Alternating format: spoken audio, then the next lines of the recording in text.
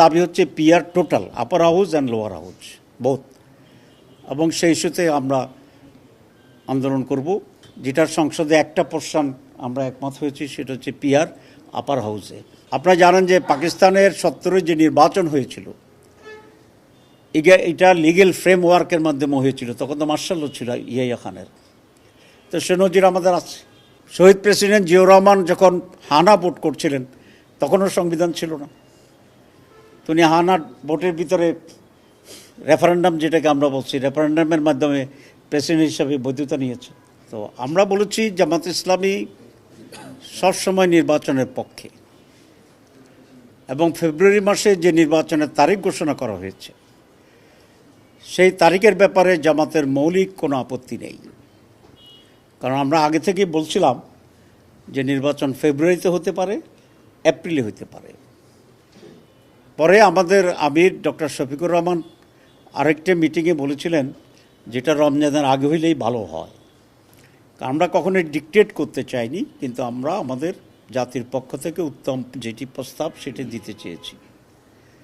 তো সুতরাং ফেব্রুয়ারির ফার্স্ট উইকে নির্বাচন হবে, এখানে আমাদের কোনো আপত্তি নেই, এবং জামাত ইসলামী সেই নির্বাচনের তারিখকে আমরা ওয়েলকাম করেছি, আমরা ইতিবাচক বলেছি।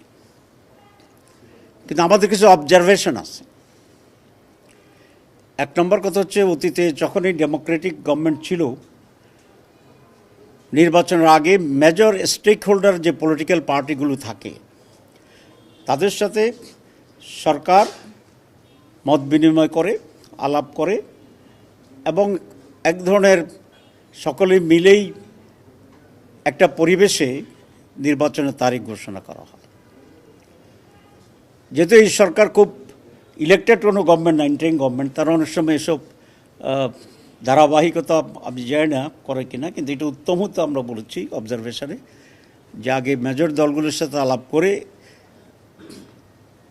প্রধান উপদেষ্টা যে ডেটে যেভাবে চায় সেই ডেটেই করতে পারতো, কিন্তু আগে একটু আলাপ আলোচনা করলে সেটা সকলের জন্য একটা নিজস্বতার বহিঃপ্রকাশের একটা সুযোগ ছিল।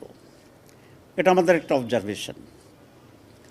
2 নম্বর অবজারভেশন হচ্ছে, নির্বাচনের তারিখ বা মাস নির্ধারিত হয়েছে, কারণ অফিসিয়ালি তো ইলেকশন কমিশন ফাইনাল ডেটটা ডিক্লেয়ার করবে, যেটা ওনারা বলেছেন ডিসেম্বরে ওনারা ডিক্লেয়ার করবেন। হাউভার, কিন্তু নির্বাচনের জন্য তো সবচেয়ে বড় যে বিষয়টি সেটা হচ্ছে একটা credible, fair, free, participatory election. এটাই গণতন্ত্রের দাবি, এদেশের মানুষের দাবি। 3টি পরপর নির্বাচনে ভোট দিতে না পারায় এককভাবে নির্বাচনে কন্ডাক্ট করে জিতে যাওয়ার যে পরিস্থিতি তৈরি হয়েছিল মানুষের ভিতরে, এখনও সেই সংখ্যাটা কাটেনি যে নির্বাচন ফেয়ার হবে কিনা। সেজন্য আমরা বলেছি সরকারকে অনেকগুলো উদ্যোগ নিতে হবে, যাতে করে মানুষ এই কনফিডেন্স পায় যে এবার নির্বাচনটি সঠিক হবে, আমরা ভোট দিতে যেতে পারব। 2 নম্বর, সরকার কমিটমেন্ট দিয়েছিল, আপনারা জানেন, যে রিফর্মস, সংস্কার, বিচার এবং নির্বাচন। তো তাহলে নির্বাচনের আগেই আরও 2টো কাজ সারতে হবে আমাদেরকে। একটা হচ্ছে বিচারকে দৃশ্যমান করতে হবে, সিম্বলিক করতে হবে। সকল বিচারের সময় সম্ভব না, আমরা এটা জানি, কিন্তু এটা সিম্বলিক এবং দৃশ্যমান করতে হবে যে গভর্নমেন্ট বিচারে সিনসিয়ার আছে, তারাও জুলাইয়ের চেতনাকে ধারণ করে কালপিটদেরকে শাস্তির ব্যবস্থায় আওতায় আনবে। আর 2 নম্বর হচ্ছে সংস্কার। এটা প্রধান উপদেষ্টা বলছেন, এটা আমার মূল এজেন্ডা। আগের মতোই যদি আমরা থেকে যাই পুরোপুরিভাবে, তো তাহলে what is the difference between this government and the last governments? যেহেতু লাস্ট গভর্নমেন্ট অবৈধ, এখানে বৈধতা আছে। আর আপনারা জানেন যে প্রায় 2 মাস আমরা সংস্কারের ব্যাপারে অনেকগুলো দল একসাথে বসে এক্সারসাইজ করেছি, আমাকেও প্রচুর সময় দিতে হয়েছে, আমরা ঐক্যমত্যেও পৌঁছতে পেরেছি। কিন্তু হঠাৎ করে সেখানে একটা শ্লথতা আমরা দেখলাম, যে আমরা একমত হয়েছি, তারপরে কি একমত আমরা এই জন্যই হয়েছি যাতে এগুলো ইমপ্লিমেন্ট করা যায়। তো সেই জন্য আমরা বলেছি এটা আইনের ভিত্তি দিতে হবে, এটা পসিবল। যে বিভ্রান্তি চড়াচ্ছে যে গভর্নমেন্টের সময় এটা সম্ভব নয়, এটা একেবারেই বিভ্রান্তি এবং মিথ্যাচার। আপনারা জানেন যে পাকিস্তানের 70 যে নির্বাচন হয়েছিল এটা লিগেল ফ্রেমওয়ার্কের মাধ্যমে হয়েছিল, তখন তো মার্শাল ল ছিল ইয়াহিয়া খানের। তো সে নজির আমাদের আছে। আমাদের মুজিবনগর সরকার যেটা ছিল প্রায় 9 মান্থস, তো সেটাকেও তো একটা প্রোক্লেমেশনের মাধ্যমে বৈধতা দেওয়া হয়েছে। শহীদ প্রেসিডেন্ট জিয়াউর রহমান যখন হানা ভোট করছিলেন তখনও সংবিধান ছিল না, তো উনি হানা ভোটের ভিতরে রেফারেন্ডাম, যেটাকে আমরা বলছি, রেফারেন্ডামের মাধ্যমে প্রেসিডেন্ট হিসাবে বৈধতা নিয়েছে। এবং আরও 2টি রেফারেন্ডামের পরেও আরও 2টি উনি প্রোক্লেমেশন করেছিলেন সেই সময়। আমাদের এরশাদ সাহেবের সময়ও 2টি প্রোক্লেমেশন ছিল।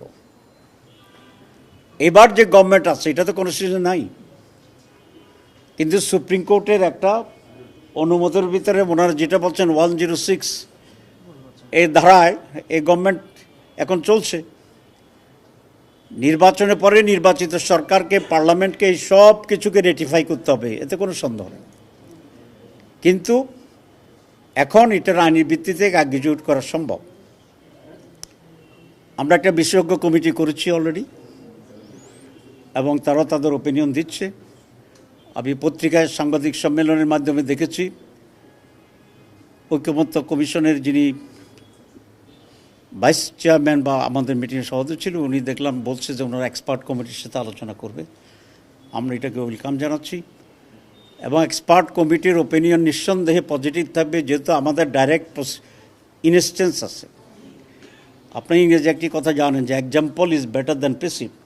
তো বাংলাদেশে এরকম অনেক এক্সাম্পল, একটা এক্সাম্পল না, গণভোটের এক্সাম্পল আছে, লিগেল ফ্রেমওয়ার্কের এক্সাম্পল আছে, অর্ডিন্যান্সের এক্সাম্পল আছে। তো যে কোনো একটাকে এখন আমরা ব্যবহার করে এটাকে আমরা বইতে দিতে হবে, এবং সংস্কারের ভিত্তিতেই নির্বাচন হইতে হবে, যেটি কিছুটা হইলেও ফেয়ার ইলেকশনের একটা আস্থা বা ফেয়ার ইলেকশন হবে এরকম একটা কনফিডেন্স মানুষের গ্রো করতে পারে। সুতরাং আমার দাবি খুব স্পষ্ট যে আমরা অবশ্যই নির্বাচন চাই, নির্বাচনে আমরা অংশগ্রহণ করতে চাই, কিন্তু নির্বাচনকে ফেয়ার করার শর্তটাকে আমরা জোর করে এখানে খুব গুরুত্বের সাথে বিবেচনা করতে চাই।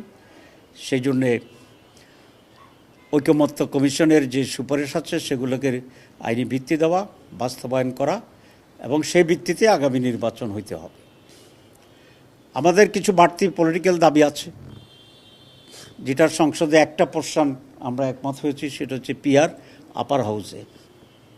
কিন্তু আমাদের দাবি হচ্ছে PR total, upper house and lower house both, এবং সেই ইস্যুতে আমরা আন্দোলন করব, সেটাকে আমরা রিয়েলাইজ করার জন্য চেষ্টা করব। এটার কারণ হচ্ছে 54 বছরের ট্রেডিশনাল নির্বাচনের পদ্ধতিতে আমরা দেখেছি যে এখানে ফেয়ার ইলেকশন কখনো নিশ্চিত করা যায় নাই।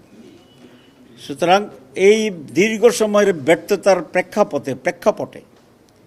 প্রেক্ষিতে আমরা একটা নতুন এক্সপেরিমেন্ট করতে চাই, যারা পৃথিবীর প্রায় 70-80টা দেশে আছে, যেটা মোর প্রতিনিধিত্বমূলক। একজন 51% পেয়েছে, একজন 49% পেয়েছে। বর্তমান ট্রেডিশনাল সিস্টেমে যিনি 51 পেয়েছেন উনি গলায় মালা পরবেন, জিন্দাবাদ, আর যিনি মাত্র 2% কম পাইছেন তিনি জিরো হয়ে যাবেন।